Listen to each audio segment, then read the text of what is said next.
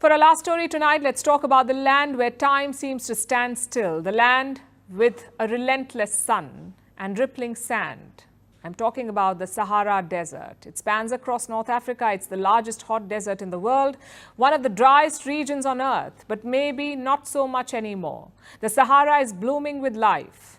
NASA has released satellite images. They capture the desert's green shift, with plant life popping up everywhere, adding color to the typically arid land. Why is this happening? Is it a cause for celebration or a sign of devastation? Our next report tells you. This is the Sahara Desert.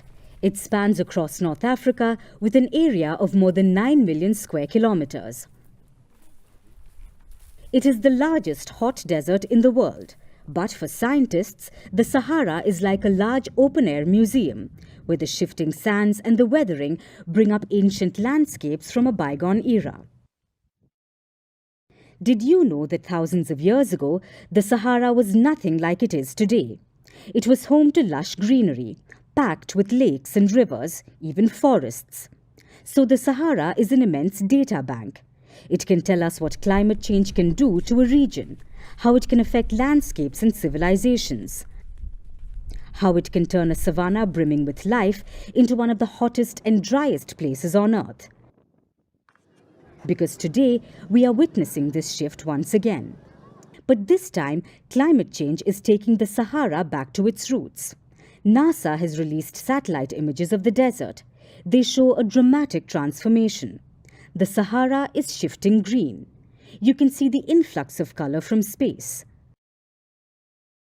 Over the past few months, the region has witnessed heavy rainfall, so plants are growing across the desert, especially in Morocco, Algeria, Tunisia and Libya. These are generally treeless landscapes. They rarely receive any rain, but now green shoots are sprouting up across these regions. Now, considering the region's history, this is not completely unusual.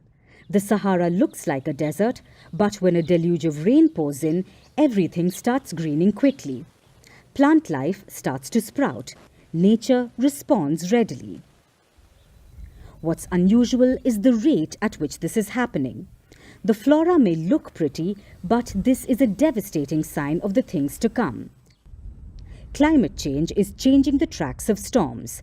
In Africa, it has moved the storm system northward, so rainfall in the region has become stronger and more frequent. Within a matter of days, North Africa received a year's worth of rainfall. So typically dry areas like Niger, Chad, Sudan, Libya and Egypt have received more than 400% of their typical rainfall since July. Now there is catastrophic flooding.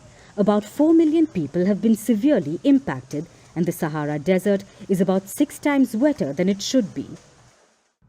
Meanwhile, because the storms have shifted, some countries that should be getting more rainfall, like Nigeria and Cameroon, are getting fewer rains. They received between 50 to 80% of their typical rainfall since July.